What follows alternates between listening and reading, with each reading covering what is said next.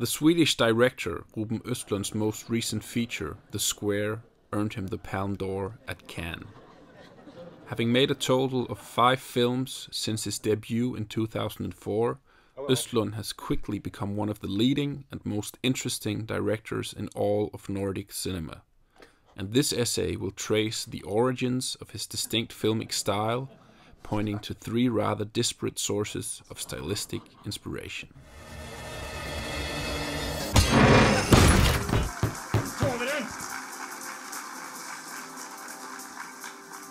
From Mauritania, Timbuktu, and from Argentina, Wild Tales. We're dead.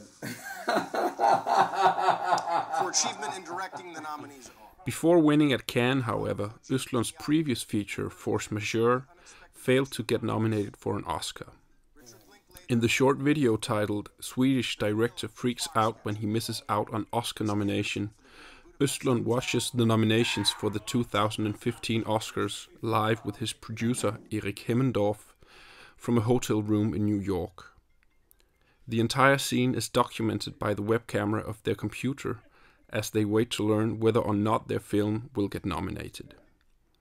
When it turns out that they don't win the nomination, Östlund delivers on the promise of the title of the clip as he walks off screen and has some sort of breakdown while his producer instructs him not to undress.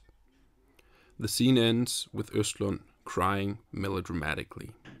Nej, ta inte av dig, ta inte av dig, sitt, ta inte av dig. Jag fan vad sur jag blir. Jag blir inte bra, det blir du. Even as this is not one of Östlund's actual films, it does in fact tell us a great deal about the style of his films. Apart from the fact that he already shot a scene from his Involuntary on a computer webcam, the Oscar scene also shares quite a few stylistic tenets with his actual work. There is no underscore, but only diegetic sound. We are presented with a single, almost unedited, static long take with the most important part of the action taking place off-screen. And we don't know whether to laugh or cry. Is this thing for real, or was it staged? Sitta hela den här dagen och åka tåg.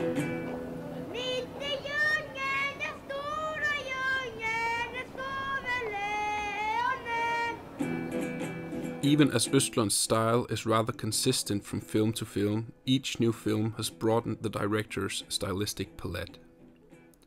His debut feature, Guitar Mongol, or The Guitar Mongoloid, is perhaps his most stylistically stringent film. It is structured as a mosaic of unrelated stories, and each scene is presented in the same way. No cuts, no camera movements, no nothing.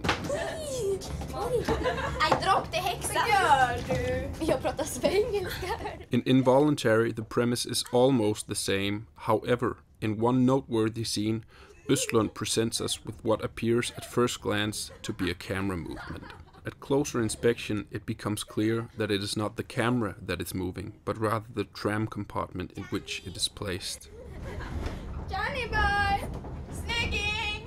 This next feature, Play, goes one step further to include the use of digital zoom added in post.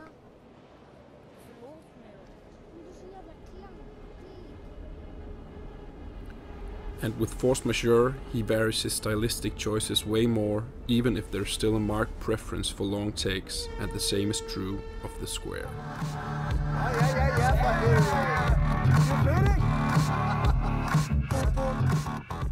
The origin of this long take style is no simple matter, as it appears that Östlund bases his style in 3 quite dissimilar traditions: skiing films, European art cinema, and YouTube videos. I still love you! Can I scream? Yeah! We're back to motion! It is a well-known and widely publicized fact that Östlund began his film career in the 1990s directing skiing films. Apart from providing the setting for Force Majeure, that takes place in an alpine skiing resort, this training in skiing films could also be seen as part of the reason why Östlund favors long takes. Skiing films generally privilege long takes, particularly when the skiers perform their daring jumps and tricks, since long unedited takes convince the viewer that nothing has been faked. We must see the performance and the fails in a single unedited take in order not to doubt that the recordings are real. Allegedly, Östlund's skiing films are what got him accepted to the film school in Gothenburg, where he got acquainted with the work of his fellow countryman and fellow director, Roy Andersson. Andersson's style is also characterized by a favoring of unedited long takes, and generally the long take is commonly associated with certain strands of European art cinema. The scene from Involuntary with the sudden and very surprising, although fake camera move seems to have quite specifically taken its lead from Andersson's Songs from the Second Floor, another ensemble film which also features a surprising transportation scene where the extras suddenly burst out singing.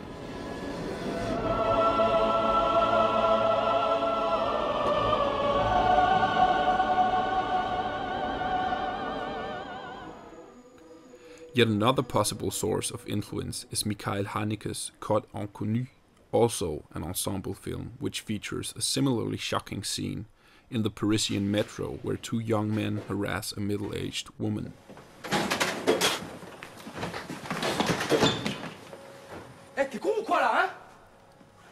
The link to these two films is all the more likely, seeing that Östlund pointed to both films when submitting his vote to Sight and Sound's famous decennial poll for the best film of all time in 2012. The idea for the scene from Involuntary with a fixed camera that is nonetheless moving was in a sense already conceived in a more primitive shape at several instances in Guitar Mongot. And Östlund even partly replays the scene from Involuntary in his own play, which also features yet another scene that is quite similar to the scene from Haneke's Code Inconnu.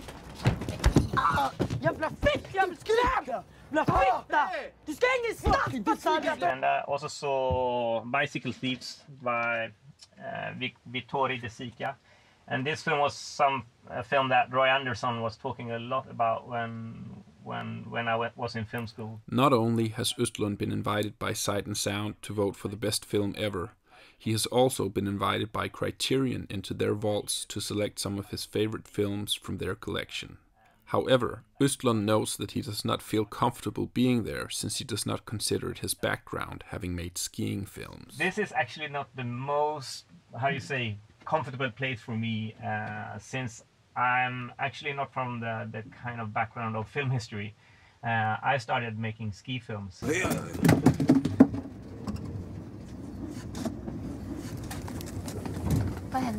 Even though Östlund is not altogether the newcomer to film history that he pretends to be, as the references to Andersson and Haneke attest, he points to another rather surprising source of inspiration: YouTube. Once again taking place in a bus, the concluding scene in his critically acclaimed but Oscar-neglected film Force Majeure was modeled rather closely after an authentic YouTube clip titled "Idiot Spanish Bus Driver Almost Kills Students." This is yet another possible source for the long take style of Östlund. Like so many other home recordings on YouTube, Idiot Spanish Bus Driver consists of just one single take, due in part to the fact that it was recorded with a cell phone camera and therefore is also unedited. The marriage of these dissimilar sources of inspiration also accounts for the very different effects of Östlund's long takes. Sometimes they work like they would in skiing films, as a means of authenticity, liveness, and dauntlessness. At other times, they work like they would in art cinema, as a means of distancing, alienation, and self-reflexivity. And at yet other times, they work more like they would on YouTube, as a means of intimacy, sincerity, awkwardness, and humor. Open the doors, please. I want to get out of here. Open the doors!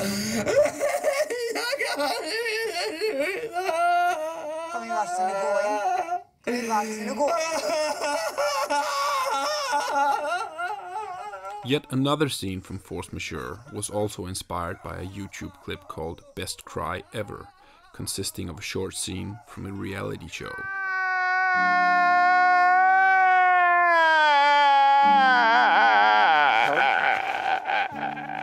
Coming full circle, this would also support the assumption that the Oscar scene from the beginning of this essay was in fact staged, seeing that it also ends with an over-the-top man cry. I think the absolutely best way of using moving images have happened together with like internet and YouTube. Somewhere deep down in my heart. What it also does is to convince us that the genius of Ruben Östlund to a high degree rests on his ability to combine very incongruent and also often very unlikely sources of inspiration into a style that is both singular and personal. Making the aesthetic of highbrow art cinema merge seamlessly with that of YouTube amateurism is no small feat. Indeed, Östlund has successfully snuck his monkey antics into the institution of art cinema.